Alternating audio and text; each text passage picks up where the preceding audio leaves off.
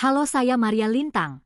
Kali ini kita akan membahas tentang menganalisis persyaratan reimbursement dalam telemedicine.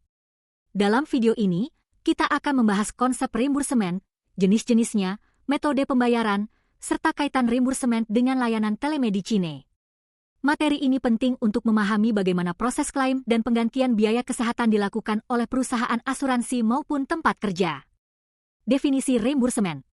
Reimbursement adalah sistem penggantian biaya, di mana pihak tertanggung atau karyawan membayar terlebih dahulu biaya perawatan kesehatan atau pengeluaran terkait perusahaan, kemudian meminta penggantian kepada perusahaan atau penyedia asuransi. Dalam konteks asuransi kesehatan, peserta dapat memilih rumah sakit manapun untuk mendapatkan layanan. Setelah itu, peserta mengajukan klaim dengan melampirkan dokumen seperti bukti transaksi dan surat administrasi yang lengkap. Di lingkungan perusahaan, reimbursement adalah proses penggantian dana tertentu kepada karyawan atas biaya yang dikeluarkan untuk kepentingan perusahaan. Proses manual sering menyebabkan keterlambatan akibat tumpukan berkas atau dokumen yang hilang.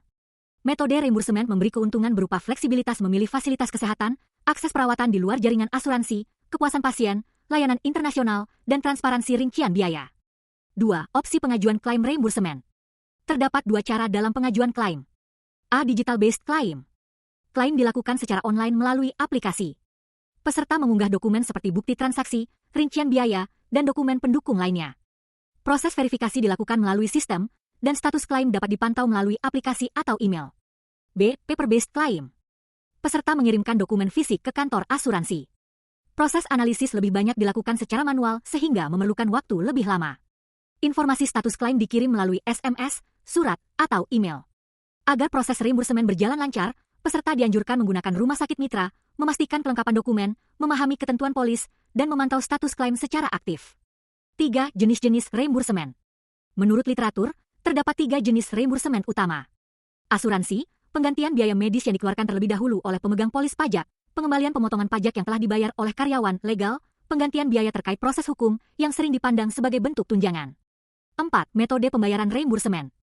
Ciri-ciri metode ini adalah A. Biaya ditanggung peserta terlebih dahulu, kemudian diajukan klaim. B. Penggantian sesuai plafon, misalnya plafon kamar per malam atau plafon biaya per tahun. C. Bisa dilakukan di rumah sakit mana saja, termasuk yang bukan rekanan. D. Peserta wajib mengajukan klaim, baik manual maupun online. Setiap perusahaan asuransi memiliki kebijakan klaim yang berbeda, sehingga penting memahami metode yang digunakan sebelum membeli polis. 5. Telemedicine. Telemedicine adalah layanan kesehatan jarak jauh menggunakan teknologi informasi untuk konsultasi, diagnosis, dan pengobatan. Layanan ini sangat bermanfaat terutama di daerah yang kekurangan tenaga kesehatan atau saat kondisi darurat kesehatan seperti pandemi.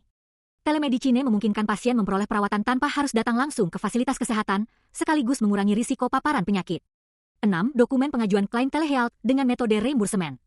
Untuk mengajukan klaim telehealth, peserta harus melampirkan cuplikan layar percakapan konsultasi dengan dokter, resep lengkap dari dokter, bukti pembayaran dengan nama tertanggung, dokumen tambahan jika diminta. Konsultasi harus dilakukan menggunakan aplikasi atas nama tertanggung atau orang tua jika usia di bawah 21 tahun. 7. Syarat pengajuan klaim reimbursement prudential. Beberapa dokumen yang diperlukan antara lain formulir klaim lengkap, identitas pemegang polis, penerima manfaat, dan tertanggung, resume medis atau surat keterangan dokter, kwitansi asli dan rincian biaya, hasil pemeriksaan laboratorium atau diagnostik, surat koordinasi manfaat jika ada asuransi lain, kronologis kecelakaan jika klaim bersifat kecelakaan, fotokopi buku tabungan.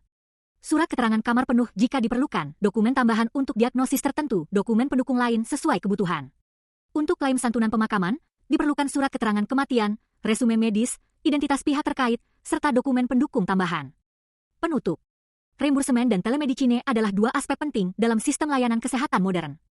Memahami prosedur, jenis klaim, hingga kelengkapan dokumen dapat membantu peserta mengajukan klaim dengan lebih cepat dan tepat. Dengan pengelolaan yang baik, sistem reimbursement dapat memberikan perlindungan finansial sekaligus kemudahan dalam mengakses layanan kesehatan. Hello. Bye-bye.